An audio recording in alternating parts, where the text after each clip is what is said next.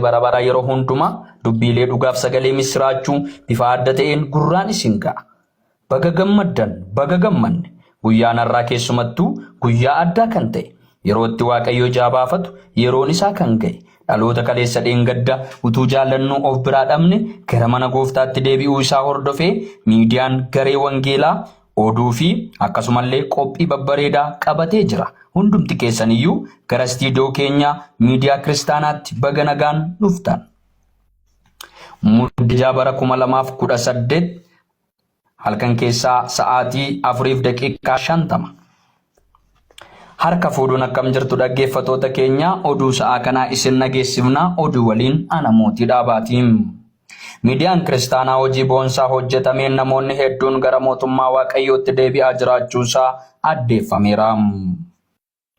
Namoonni hedduun Gooftaatti amanuun akkasumallee namoonni kaleessa mana Gooftaa keessaa ba'anii turan duraa duubaan deebi'aa jiraachuun isaanii himameera. Namoonni amanuun garee sobee watwaataa mogolee buusuu isaa fi akkasumallee gareen sobee watwaataa hedduu qaana'aa jiraachuu isaa ifaaf ifatti waakkatee jira.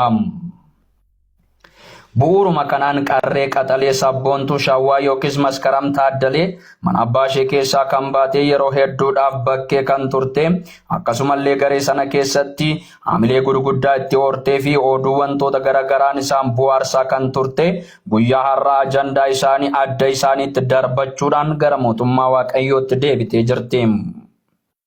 Kana qofaa osoo hin taane Maskaram Taaddalee durumaaniyyuu nama konfidensiin ishee dhibba ta'ee kan taate namoonni hedduun karaa garagaraa wantoota garagaraa taasisaa turan hundi isaanii qaana'aa jiraachuun isaa dhaga'ameera.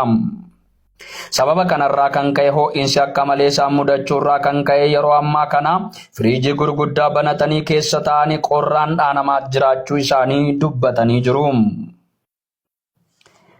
Durumaaniyyuu mucayyoo qaxaleen wangeela mootummaa Waaqayyoo lallabaa maatii kiristaana waa'ee mootummaa Waaqayyoo barsiisaa ture keessatti kan guddatte kana hordofuun guyyaa har'aa obboloonni ishee Kibbee Riyobootii fi namoonni naannoo isaanii gammachuu guddaa dhamdhamaa jiraachuun isaanii dhaga'ameera.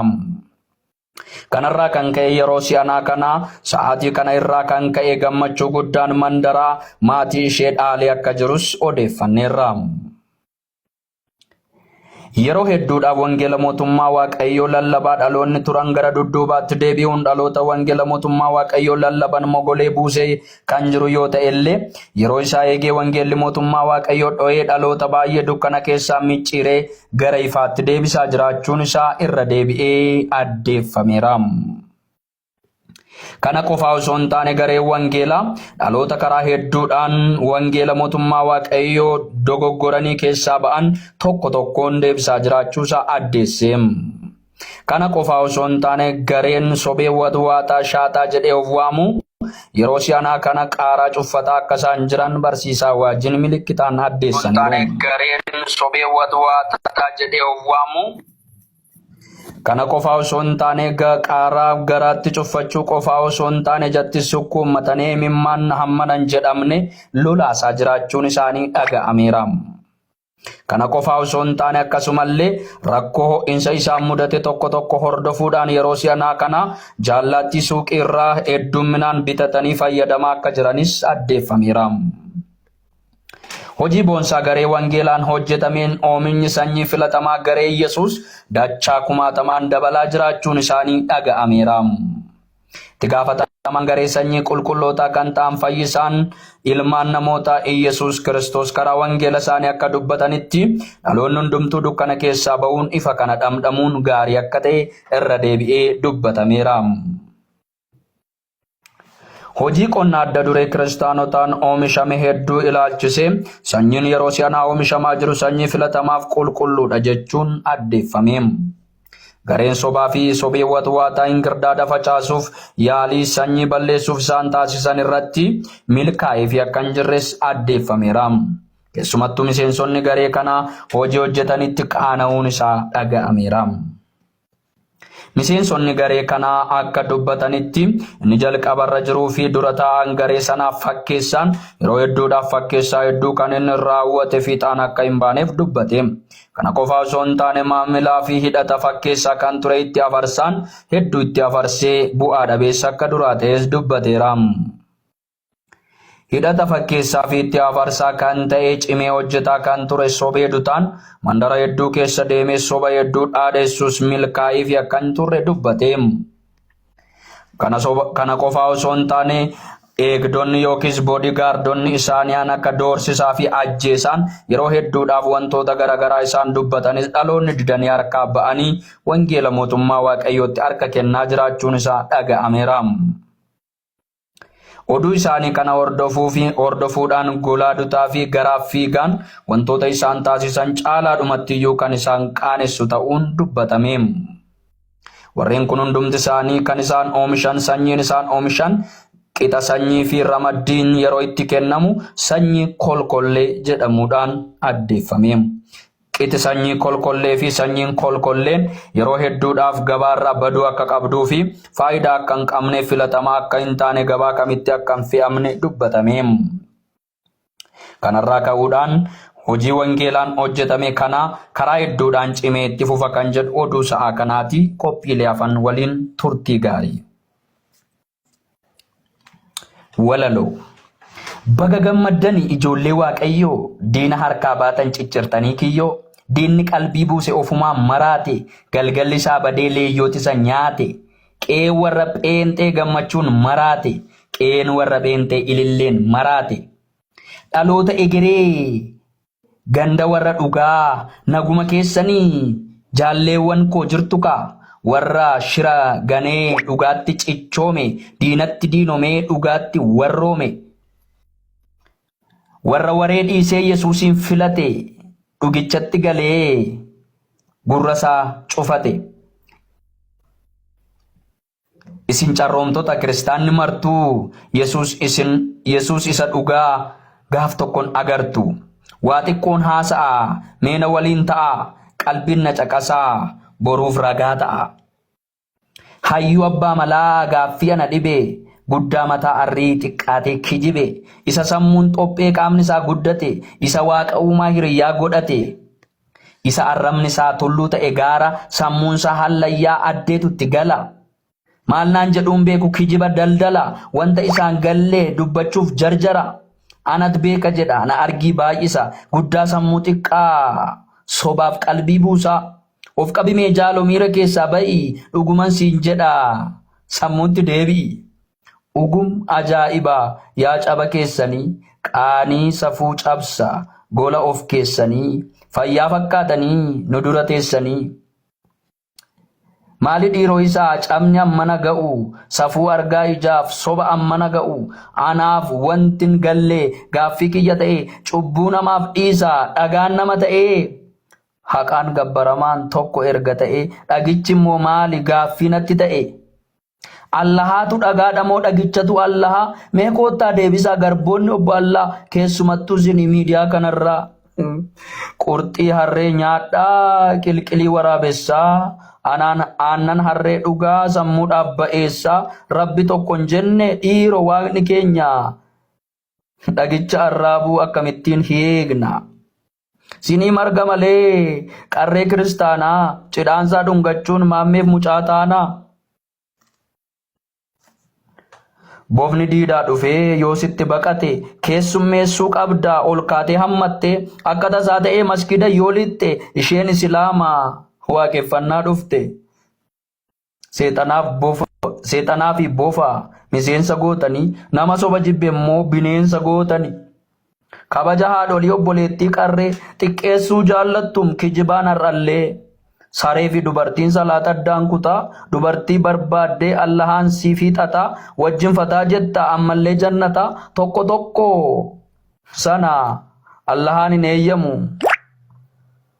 Dideema taaraasa daa'ima xiqqoommoo qofaatti argannaan balaa itti buusa.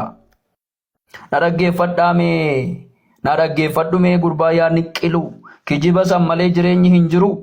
Kootu gali maaloo rakkoon tokko hin jiru obbolaan kee kaanuu kunoo galaa jiru maskiyyeen faayyuu kunoo galaa jiru warrumti si caalaa dhageettii qabanu kunoo galaa jiru moo ganaa dhaggeeffatta gamoosiif ijaaru walitti buusanii kopheesiif jijjiiru gurra si butteetti waa gumgumaniiru waa walitti finneen dhummoonni deeggarraa galateeffannaa isaa sangaa guddaa qallaa birrii walitti guurree binna konkolaataa sichi lafan deemtu makiinaas si baata biyya alaa kana ceenee laga gamaa bakkinni jiraatu ni binnaa fi mana wayii Saudiirraa yookiin Dubaayiitii Jordaaniif Misiri maannoo Ijiptiitii Arabiyaa keessaa bakka fedha isaatii siin jedhanii jaaloo maaliif nu dhoksita moo kijiba jaraatiin soba nu gorsita eenyutu dubbisa eenyutu shubbisa jara galaa bixoo koottanaaf deebisa erga dubbifta ta'ee yookiinis qaraatee Jibriil Muhammadiin maaliif daddarbate holqa Hiiraa keessatti maafitti xabate hayyaanarraa kaasee olii gad ifate arrabaan tokkoffaa sammuun immoo zeeroo ajabsinta ajabe yaa warra wallaalo abjuu gara dhabaa isa kan qabne allahaan waaqayyo jechaa gowwoomfamne afaan arabaansaa allahaan waaqayyuma isaan ay Yesuusi wallaahi tokkuma addaddummaan qabu Yesuus nabiyyiidha nabiyyuma oliif gad utaaltee maaf sobdee utaalte dhuguma amma hallaan quraana darbate Muhammadiin immoo lafaa gad jedhee fudhate safuu yaa kijibaa sobaan mana ga'u maaliyyuu yoo ta'e kuni dhugaan ta'u filsifannaan gaariidha kun immoo fokkata abjuu gara dhabaa kijiba hammaata haasaa gowwoolii ishee gola keessaa ani jabaa jechuu dubbiifa fakkeessaa wanta afaan qofaa isa kan qabne dhaga'uu jibbine nuffinee taajjabne anamma sangaa waan hundumaan beeka dubbisee fixeeraa kanumaafan qeeqa macaafni qulqulluu homaa miti egaa kan Israa'el dhiisaa natu beeka jannatatti galuu fi quraana qara'a yoo kana gootanii isiniif milkaa'a warra sammuun dhumdhumaa arrabni karabaataa warra kottee yaadu fakkeessee jiraata warra waaqa dhiisee ekeraa abdatu warra erga du'ee lafeensaa dhaabbatu warra arriibaasee sammuun isaa qullaa warra tolan beekne kabajisaa dullaa warra akka xeerii namatti faca'u warra soba dhaalee wajjin irraa ta'u ugumsa fuudhabboo yaa kijiba jaraa wayyaa gad dheeressu nama cubbuu oolchuuf fuula ofii dhoksu akka qulqulluu wayii sobaan of fakkeessu sin warri dubaraa qaama keessan dhoksaa garbichi allahaa karaatti sin cabsaa akkuma ayyishaa karaatti sin kutaa mataatti sin bahee allayyaa siin lixaa ummanni baadiyaa bakkeetti haa ba'u waan allahan nu ergeef nurraa haa dhaga'u mee akkamiin fayyu kam karaan fayyinaa wanta nu waamtaniif nutti maa jarana waan dhufneef dhageenye dafnee kaanee galla qe'een qofaa isaati ni geeddarra dallaa allahaa bakka buunee asitti argamne isin haamuu hedaa warra itti namanne mallattoowwan isaa maacidii qaramaa kan allahaan fudhanne aamtuudhaan haamama fayyuu yoo barbaadde kaabbaatti naanna'i dhagichas arraabi qalbiin sa'aa ta'i dhagichi lubbuu qabaa nama boqochiisa garaa namaaf laafa cubbuu namaaf dhiisa jettanii wakamnaan qotee bulaan nahee baalagee adabuuf yaada tokkoon ka'ee gajaraaf eeboo safannifatee ka'ee maal nutti kijiba waaqni qoosaa se'e wanti lufutfuxiin kun eessaa ba'e waldaa keessan jiksaa maskiida ijaaraa haadha manaa fuudhaa ilmoo hedduu horaa yeroo barbaaddanii ejjaa sagaagalaa siniif eeyyamama Muhammadiin biraa safuu igzoo ugum yaa kijibaa safuufa fakkeessaa meesoo badhiisaati waan sirrii odeessaa allahaan keessan harka meeqa qaba qaamaan miidhamaadhaa lafeensaa caccaba daakusaa wayii waan akka gubaataa walitti dhugamaa lafee jajallataa waan wasaka wayii bocaaf toora dhaba yommuun itti yaadu kolfatu na qaba harka bitaan qabu mirga lama qaba haadha manaan fuune ilmoo garuu qaba hafuura doofummaa dachee irra jiraatu akka dhagaa wayii namatti dubbatu waan akka fakkaattii callisee dhaabbatu waan akka harki wayii walirratti margaa karaa bitaa dooluu lama harki mirga waa fuggisoo wayii kan sammuunsaa dhakaa fakkii qara laalaa bocisaa miidhagaa allahaan akkasii hirmii baafadhaa Gaaffii yeroo maraa isin gaafattanii nuun galle jettanii inni xibaartanii waa ishinti beetii kan simmunaagdanii nuyi dhiiraaf dhalaan yeroo hunda dhiqannaa bishaaniif saamunaa yeroo hunda baannaa wallaahi billaahi rabbini sodaannaa jettanii dubbattu deebiillee barbaaddu yoo isiniif deebi'u sanuu afaan baddu.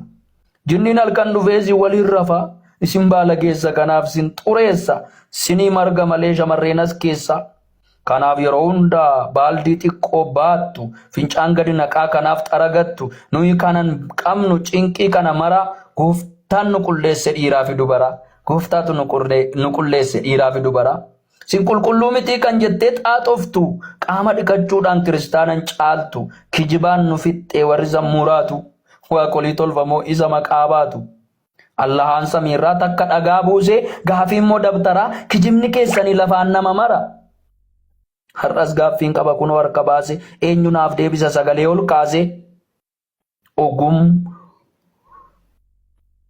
obbo Gudda Salphaa achii gad haasa'u wanta isaan galleef tibjaa'ee raa ta'u isa gola ormaaf shubbisee maraatu irraa afaa namaa kan argate nyaatu isa miindaa malee doorsifamee dutu ofii garboomfamee ganditti taphatu qe'ee warra doofaa hin beekne dubbisu balbala duratti waraqaa fannisu. Inni bara dheeraa qara'ee dubbisa ani bara dheeraan qara'een dubbisa kan kee lafa kaayee kan koosin barsiisa. Dirqamuma fuutaa amantaa musliimaa kana ta'uu baannaan namni hundumaa bakka argattanitti harkirraa ciramaa gaaffii tokko malee ni gogorra'ama jettee maaf doorsista ijoollee hiyyeessa ati of sharaftee miindeffamtee teessa. Sanuu arrabni kee baata summii bofaa dubbiin kee dulloomaa isa durii moofaa.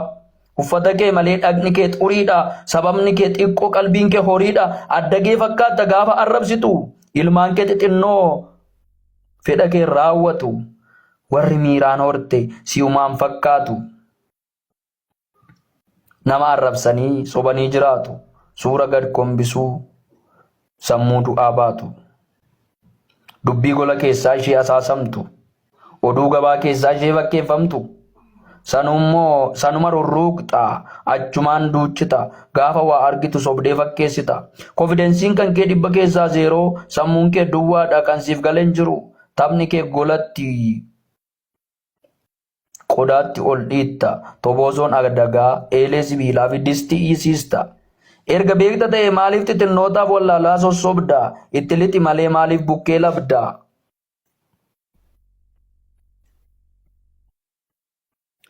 Egaa walaloo koo kanaan hanga baabsaa gooftaa wajjin cimaa dhaabadhaa isiniin hin jedha dhaamsaa waan dhaggeeffataniif galatooma qopheessee kan isinii dhiyeesse ana king of king yookis mootiidha. Wow.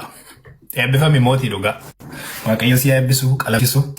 Eebbifame dhugaa dachaa si eebbisu. Nama suuta dhaggeeffateef ergaa qaba nama tokko tokkotti tarii waan ni fakkaachuu danda'a. Arrabsoo miti abbaatti yaadeef. Eebbifame boo si eebbisu.